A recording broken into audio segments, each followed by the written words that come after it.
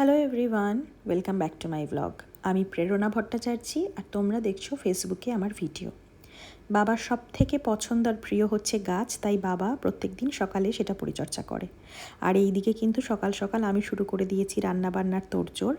আগেই একটু ওটসটাকে রোস্ট করে রাখছি, তাতে প্রত্যেক দিনের ব্রেকফাস্টে একটু সুবিধা হয়। আর এই দিকে আমি প্রেশারে বসিয়ে দিয়েছিলাম মুসুরির ডাল, যেটা সেদ্ধ হয়ে গেছে। তারপর আমি ডালটা করে ফেলেছি, আমি কিন্তু কারি পাতা দিয়ে ডালটা বানিয়েছি।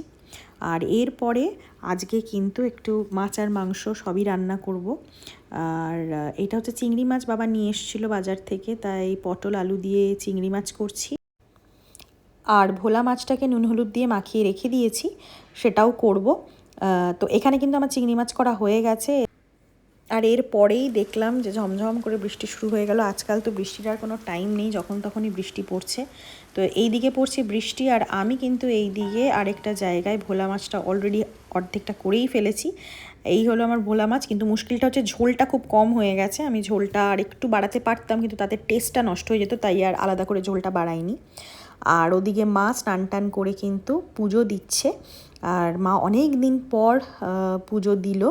এতদিন বাবা বা আমিই দিচ্ছিলাম, বাবাই ম্যাক্সিমাম দিত। কারণ তোমরা তো জানোই, মা প্রায় 22 দিন হসপিটালে ছিল, এবং তারপরে ফিরে আসার পর মায়ের ওটি অপারেশন নিয়ে আরও 1 সপ্তাহ মা কিচ্ছু করতেই পারেনি। 1 মাসের মতো মা প্রায় কিছুই করতে পারেনি। তো মা বলল যে আমি তো এখন একটু ঠিক আছি, হাঁটতে চলতে পারছি, তাই পুজোটা আমিই দেব। তো মাকে টুকটাক কাজগুলো করতে আমরা বারণ করি না, কারণ ডাক্তারও বলেছে যে একটু মুভমেন্টের দরকার আছে, হাঁটার দরকার আছে। তো ভারী কাজ বাদ দিয়ে, রান্নাবান্না, কাছাকাছি, এইসব ভারী কাজ বাদ দিয়ে হালকা বিস্তর কাজ কিন্তু মা করে।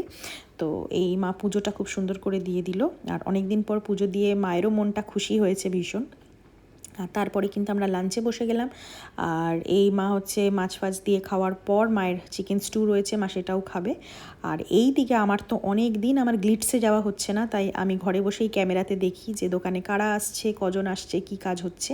আর তোমাদের জন্য রইল আমার গ্লিটসের এক ঝলক, তোমরা দেখে নাও।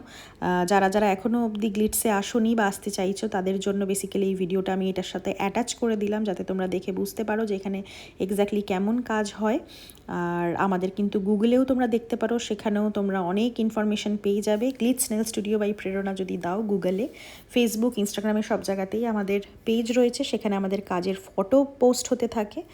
লোকেশনের জন্য তোমাদের জানিয়ে দিই, এটা কিন্তু গড়িয়া মহামায়াতলাতে, মহামায়াতলা পৌরসভার গলির ভেতরে, ব্যাঙ্ক অফ বরোদার সামনেই glitz nail studio by Prerana. তাই everybody is always welcome, do visit glitz.